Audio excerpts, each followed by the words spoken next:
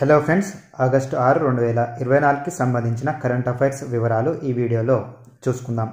Friends, మీ కొరకు ఎంతో కొంత సమయాన్ని కేటాయించి ప్రతిరోజు కూడా కరెంట్ అఫైర్స్ నోట్స్ని మీకు అందించడం జరుగుతుంది. సో మీకు వీడియోస్ నచ్చితేనే వీడియోని లైక్ చేసి ఇప్పటి వరకు సబ్స్క్రైబ్ చేసుకోకపోతే సబ్స్క్రైబ్ చేసుకొని వీడియోస్ని రెగ్యులర్గా చూడండి. సో మీ నుంచి నేను ఇదొక్కటి మాత్రమే ఆశిస్తున్నాను. So first current affair, 2024 Paris Olympics ముగింపు కార్యక్రమంలో భారత జట్టు పతాకధారిగా వ్యవహరించనున్న భారత shooter Manu Bhaker. Next current affair, Bangladesh ప్రధాని పదవికి రాజీనామా చేసిన షేక్ హసీనా. ప్రభుత్వ ఉద్యోగాల్లో స్వాతంత్ర్య సమరయోధుల కుటుంబాలకు కల్పించిన రిజర్వేషన్లను వ్యతిరేకిస్తూ ఇటీవల బంగ్లాదేశ్లో నిరసనలు మొదలైన నేపథ్యంలో ఈ నిర్ణయం తీసుకుంది. దీంతో సైనికాధిపతి జనరల్ వకార్ ఉజ్ జమాన్ నేతృత్వంలో తాత్కాలిక ప్రభుత్వం అనేది ఏర్పాటైంది. నెక్స్ట్ కరెంట్ అఫైర్, పుర ప్రముఖులను నామినేటింగ్ పోస్ట్ ద్వారా ఢిల్లీ నగరపాలక సంస్థ MCDలోకి తీసుకునేందుకు లెఫ్టినెంట్ గవర్నర్ LGకు చట్ట ప్రకారం అధికారం ఉందని, ఈ వ్యవహారంలో మంత్రిమండలి సిఫార్సుకు కట్టుబడాల్సిన అవసరం LGకి లేదని తేల్చి చెప్పినటువంటి justice DY Chandrachud, justice PS Narasimha, justice JB Pardiwala త్రిసభ్య ధర్మాసనం ఇటీవల తేల్చి చెప్పింది. మంత్రిమండలి సిఫార్సు లేకుండా MCDలోకి 10 మందిని లెఫ్టినెంట్ గవర్నర్ నామినేట్ చేయడాన్ని ఢిల్లీ ప్రభుత్వం సుప్రీంకోర్టులో ఇటీవల సవాలు చేసింది. నగరపాలక సంస్థ వ్యవహారాల్లో ప్రత్యేక పరిజ్ఞానం ఉన్నవారిని నియామక పదవి ద్వారా తీసుకునేందుకు 1993లో సవరించిన ఢిల్లీ నగరపాలక సంస్థ చట్టం వీలు కల్పిస్తోందని ఈ సందర్భంగా సుప్రీంకోర్టు స్పష్టం చేసింది. నెక్స్ట్ కరెంట్ అఫైర్, అణుక్షిపణులను ప్రయోగించగల 250 సంచార లాంచర్లను తమ సైనిక దళాలకు అందజేసినటువంటి ఉత్తర కొరియా దేశం. నెక్స్ట్ కరెంట్ అఫైర్, రాష్ట్ర విభజనను వ్యతిరేకిస్తూ ఏకగ్రీవ తీర్మానాన్ని అసెంబ్లీలో ఆమోదించిన పశ్చిమ బెంగాల్ ప్రభుత్వం. నెక్స్ట్ కరెంట్ అఫైర్, ఇతర వెనుకబడిన కులాల OBC జాబితాలో కొత్తగా చేర్చిన కులాల సామాజిక ఆర్థిక వెనుకబాటుతనం గురించి సవివర సమాచారం ఇవ్వాలని పశ్చిమ బెంగాల్ ప్రభుత్వాన్ని ఆదేశించిన సుప్రీంకోర్టు. సో ఇందులో జస్టిస్ DY చంద్రచూడ్ నేతృత్వంలోని త్రిసభ్య ధర్మాసనం ఈ విధంగా ఆదేశించింది. OBC జాబితాలో కొత్తగా 37 వర్గాలను చేర్చడానికి చేసినటువంటి సంప్రదింపుల గురించి తెలపాలని తెలిపింది. రాష్ట్రంలో 2010 నుంచి పలు కులాలకు ఇచ్చినటువంటి OBC హోదాను మే 22, 2024న కలకత్తా హైకోర్టు కొట్టివేసింది. సో ఈ సందర్భంగా వేసినటువంటి పిటిషన్ని విచారించిన సందర్భంలో పై విధంగా త్రిసభ్య ధర్మాసనం ఆదేశించింది. నెక్స్ట్ కరెంట్ అఫైర్, మణిపూర్ అల్లర్ల బాధితుల పునరావాసాన్ని పర్యవేక్షించేందుకు నియమించిన జస్టిస్ గీతా మిత్తల్ కమిటీ గడువును మరో 6 నెలల పాటు పొడిగించినటువంటి సుప్రీంకోర్టు. ఆగస్టు 7, 2023న జస్టిస్ గీతా మిత్తల్ నేతృత్వంలో 3 ఈ కమిటీని సుప్రీంకోర్టు ఏర్పాటు చేసింది. ఈ కమిటీ గడువు జూలై 15, 2024తో ముగియగా ప్రస్తుతం మరో 6 నెలల పాటు ఈ గడువును సుప్రీంకోర్టు పొడిగించింది. నెక్స్ట్ కరెంట్ అఫైర్, గత ప్రభుత్వం జారీ చేసిన వీసాలతో విదేశీయులు ప్రస్తుతం తమ దేశంలో కొనసాగవచ్చని ఇటీవల ఆఫ్ఘనిస్తాన్లోని తాలిబాన్ ప్రభుత్వం తెలిపింది. ఒక్కసారి దేశం దాటి వెళ్ళి మళ్లీ లోపలికి ప్రవేశించాలంటే తాలిబాన్ ప్రభుత్వం అనుమతి పొందిన దౌత్య కార్యాలయాలు జారీ చేసే కొత్త వీసాలను పొందాలని తెలిపింది. గత ప్రభుత్వం నియమించిన దౌత్య కార్యాలయాలు లేదా కాన్సులేట్లు జారీ చేసే పత్రాలను అనుమతించబోమని తాలిబాన్ ప్రభుత్వం తెలిపింది. నెక్స్ట్ కరెంట్ అఫైర్, వచ్చే 5 ఏళ్లలో ఎగుమతి కోసం ఉద్దేశించి 100 ఉద్యానవనాల క్లస్టర్ల ఏర్పాటు కోసం 18,000 కోట్ల రూపాయలు కేటాయిస్తున్నట్లు ఇటీవల కేంద్రం తెలిపింది.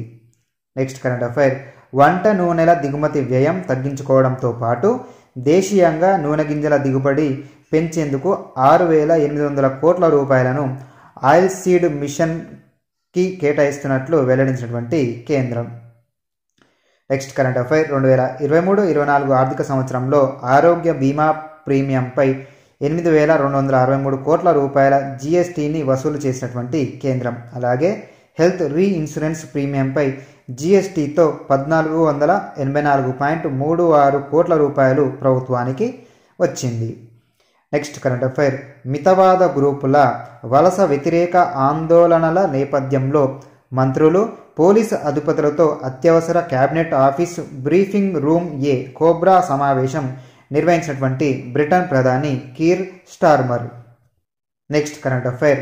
ఫార్చ్యూన్ గ్లోబల్ 500 జాబితాలో తొలి స్థానంలో నిలిచినటువంటి అమెరికాకి చెందిన వాల్మార్ట్ సంస్థ వరుసగా 11వసారి తొలి స్థానంలో ఈ సంస్థ నిలిచింది. 2వ స్థానంలో అమెజాన్ నిలిచింది. భారత్ తరపున రిలయన్స్ ఇండస్ట్రీస్ 86వ స్థానాన్ని ప్రపంచవ్యాప్తంగా పొందగా భారత్లో తొలి స్థానాన్ని రిలయన్స్ ఇండస్ట్రీస్ ఈ జాబితాలో పొందింది. Next current affair.